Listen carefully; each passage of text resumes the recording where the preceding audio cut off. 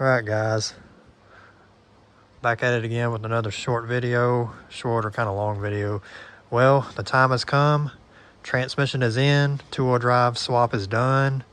I put 5 3/4 quarts of fluid in it. I don't have any more, so I'm hoping that's enough to make the transmission work and at least back off these ramps.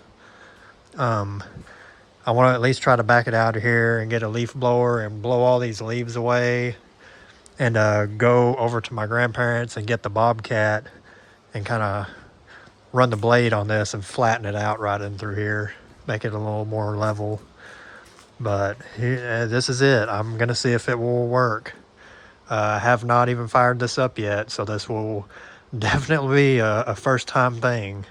You know, as far as filming it, as far as me knowing if the transmission will work, which I mean it should. I put it back together, back together the way it came apart. You know, I did everything that. I don't guess we're ever going to see Richard at Precision Transmission anymore. I don't know what's going on with that, but oh, I guess I can show you under here. The only thing I haven't done yet, the transmission cross member. I'm guessing it's different when you go to a two-wheel drive swap. Either the tail housing sits differently, but I had to like lift the transmission mount up probably about 2 inches. But I'll show you under here. Hopefully you can see. Okay, let's see. No, you're not gonna be able to see, damn it. Well, you can see the cat deletes. Got the cats took it out. I sold the cats for $120. Welded in 2 pipes. It cost me $10. Damn, you can't see it. Well, anyway, right here there's a mount, the factory mount that bolts to the tail housing, and then I got some steel blocks about that many steel blocks is holding it up. I mean, it's not bolted to the cross member here, but it should be fine. I mean, the motor mounts are bolted in. So much room under here now. But anyway, that's great. Sliding on the floor as I'm about to hop in these clean seats. Shit. I'm gonna have to clean this interior out again. This leather is so annoying.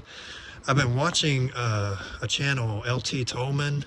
He has all-wheel drive swap stuff, and he's working on his extended cab that's a big block, and he's doing a interior, basically tearing out the interior to lose weight. I thought about removing the center console in this thing and trying to find some cloth manual seats, but I don't know. I don't really want this to be an all-out race car, street car. You know, I want it to be still have most of the interior in it, all the AC features.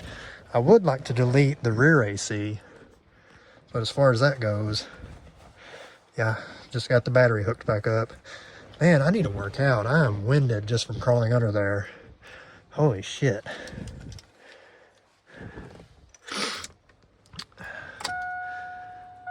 Okay, we got lights. I mean, it should run.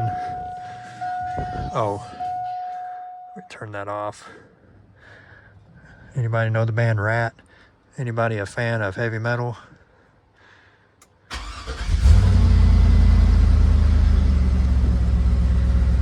Alright, well it runs as it should run. I never messed with the motor. It does sound a little bit louder with the cats cut off.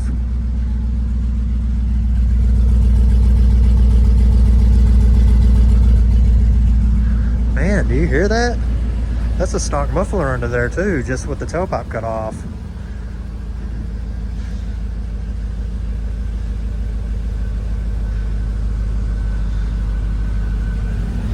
That's got a little rumble to it. Okay, let me check the position of my ramps. Yeah, should be good. I'm just gonna try to go straight back. Let's see if this guy goes in reverse. You're gonna experience it with me first. First thing here, live action. Let's see, stay straight, steering wheel. Brakes work. Here we go to reverse. It went into reverse. See if we can back it off here. I hope I didn't leave any bolts out. I'd hate for something to fall out from under this thing. It's backing up. Oh shit. Okay, it's on the ramps. Damn, I hate these ramps. The wheels are actually wider than these ramps. It sucks.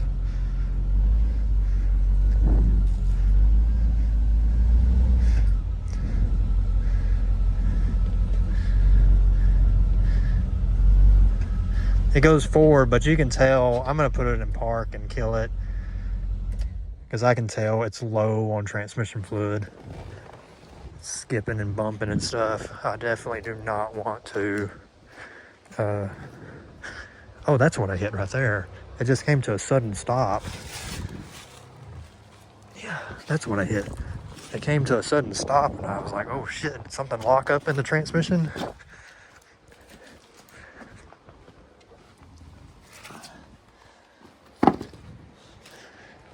Well, after so many weeks, it's finally moved off these ramps, these blocks, which that was about the safest way I could put this up in the air, is putting it on center blocks.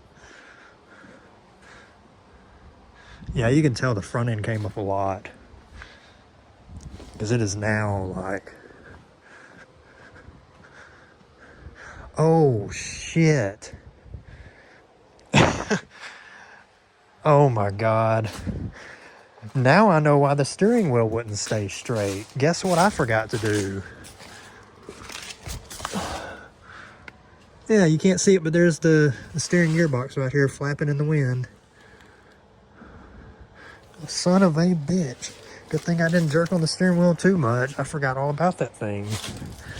The bolts are just sitting in the frame. I had to loosen it and I had to slide the steering box down to get the front diff out.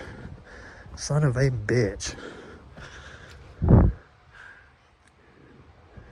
Okay, so the wheels are turned that way. I'm going to turn the steering wheel back that way to maybe keep that guy lined up.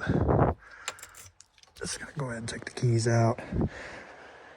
What I'm going to do is I'm going to go under there real fast, tighten that steering box back down, bolt it back to the frame, because we should have some bad weather coming in tonight. I guess another cold front or something. But yeah, it moves. I actually need to back it up more and get it out of here, but I got to tighten up that steering box. I'm going to back it out there and check the fluid to see how low it is. I put about 5 quarts in it, so that should be enough just to move it.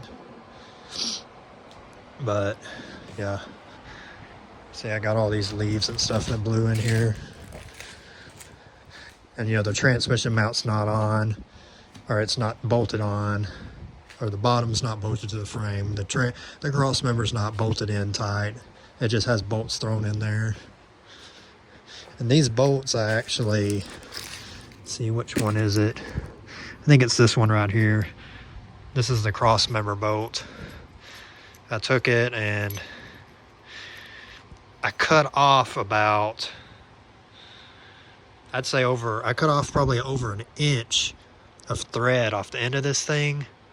Because I'm telling you, this was one of the most long-winded ass bolts to take off on this vehicle. And it does not need to be that damn long. I think that's just for lining shit up when they put it on in the factory. But damn, I cut off about an inch of thread. That'll make it easier to take off. Because I know this transmission will probably have to come back out. Just glancing underneath, I don't see any drips currently dripping. I mean, I know it wasn't running for probably about 30 seconds to a minute just there, but still nothing blatantly leaking. Damn, I told you I would forget something. I forgot to bolt the damn steering box back on. But that should be okay. I wasn't turning the steering wheel crazy. That would have sucked if it wouldn't have came off the ramps right. But how it is on these ramps, the tires actually squeeze in here. So I'm thinking that may have been my saving grace. The tires got in here and then just kind of stayed in. As you can see, this ramp actually got pulled to the side a little bit. And that one over there too, so that may have been what saved my ass. But anyway, that's it. Whenever I get the steering box tightened back up, I'll back it out and I'll actually get the fluid checked and fill it to the proper level. And when I go on my first actual drive, I will be filming that. And I want to see how it shifts from first to second, third to fourth, since I did the fourth gear block and the PWM block with the 2 check balls. I want to see how all that works. The only thing I didn't do, which I should have done, I should have looked up Transgo's webpage, and like Richard said, if you go to their page, they have pictures that you can pull up of all the check ball locations and what you can drill the holes out to firm up the shifts. I should have done that before I threw it back together. But I mean, it went in reverse, so that's a 50% win for me. And when I was backing up, it was kind of jumping, so I could tell it's probably low on fluid.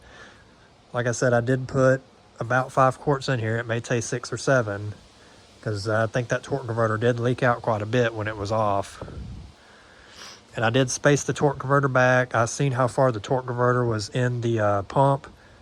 It could have went back a little further. I took some little grade 8 washers, probably a 1/16 of an inch, spaced it back in there a little further. Who knows, maybe this transmission will last a while. Because like I said, when I took the pan down and drained the fluid, there was just a very light film of black clutch material. And the magnet just had just a little bit of junk on it, not much at all. But anyway, that's long enough. I'm going to get under there and tighten up that steering box, since I still got it here on the cardboard. Get that steering box tightened up. And I will bring you guys back when I go for my first actual ride. You know, we will find out together how this transmission does. But all right, thanks for watching. Okay, guys, well, it's nighttime, as you should be able to tell. I backed it up over there. You can't see out there. Anyway, I backed it up over there, and then I realized another thing I forgot. I needed to take out the front CV joints, which I got them right here. I don't know if I'm going to cut the ends, or I may go back out to the pick and pull yard in Longview. Shit, I went out there last time and I forgot to record Andy's. I'll go out there again here soon. And I got this drive shaft out of a 0405 Escalade 2-wheel drive, the 5.3 liter one. Drive shaft fit right in. I mean, it should.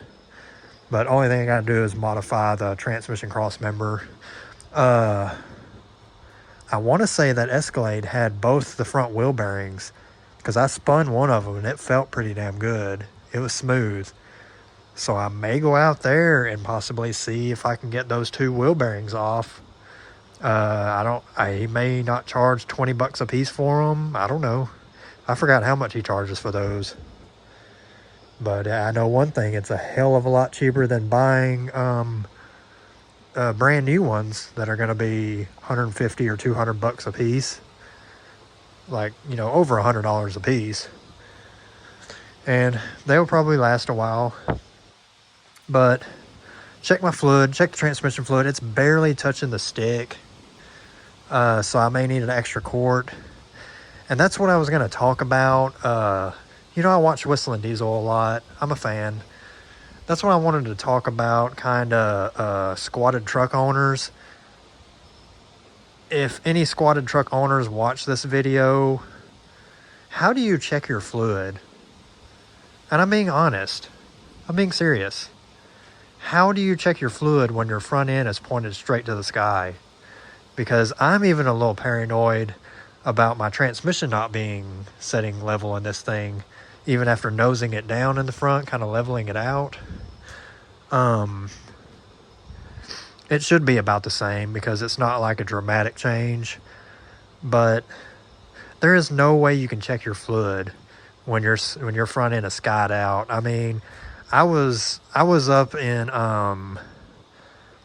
Shreveport, Bossier City about a month ago, driving around up there looking at pawn shops at hunting rifles, Remington rifles, and I seen this squatted truck drive by. It was a 88 through 98 two-door Blazer, white, had some like 24 by 14 wheels on it.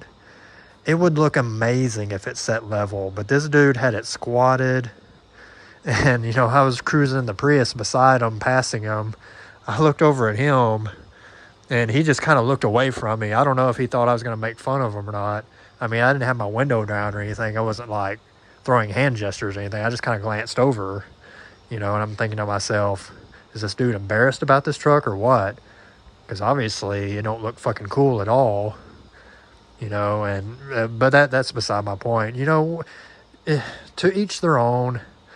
But my gripe is, how do you check your fluid? How do you check your oil level and your transmission level? But anyway, I wanted to add this in the video. I did get the steering box tightened up. I got the CV joints out, backed it back in here. Once I get the transmission mount finished, I will take it down the road and see how it shifts. But that's about it. Trying to think if there's anything else I did. I think that's it. You can still see, yeah, I need to go down quite a bit, which I think I may need lowering keys now, because I don't think I can go down anymore. And I want that fender sitting on top of the tire, how it used to be. In the back, I still need to get that shit, but, you know, I kind of used money on this drivetrain and the Alpine amp that I bought. I found the guy who bought my other amps on Marketplace, and he's going to repair that Alpine amp for probably 60 bucks or 80 bucks. I don't know, but hopefully he can repair it. And I sold my all-wheel drive stuff. I sold the all-wheel drive stuff for 100 bucks, you know, because it's not, it needs to be redone. And I kind of told the guy that he doesn't necessarily know everything, but I mean, come on, for 100 bucks, that front diff is worth more than 100 bucks. I basically gave him the transfer case for free. So he actually, I dropped it down to 150 on Marketplace, and he came back and he messaged me and said, hey, would you take 100? And I was like, yeah, you know, it needs work. You know, I'll take 100. Then he was like, well, what kind of work? I was like, it don't matter what kind of work. You're getting it for 100 bucks. You know, it's the front diff is worth more than that. You know, even if you have to buy and rebuild the whole transfer case. You know, I've seen those all-wheel drive kits go for $500-600 bucks on Marketplace, you know, months ago. So, but anyway, I got rid of all that, and still waiting on this bad weather to show up. But that's going to be in this video again. I just wanted to add this little clip. It was, transmission fluid was pretty close. But anyway, thanks for watching.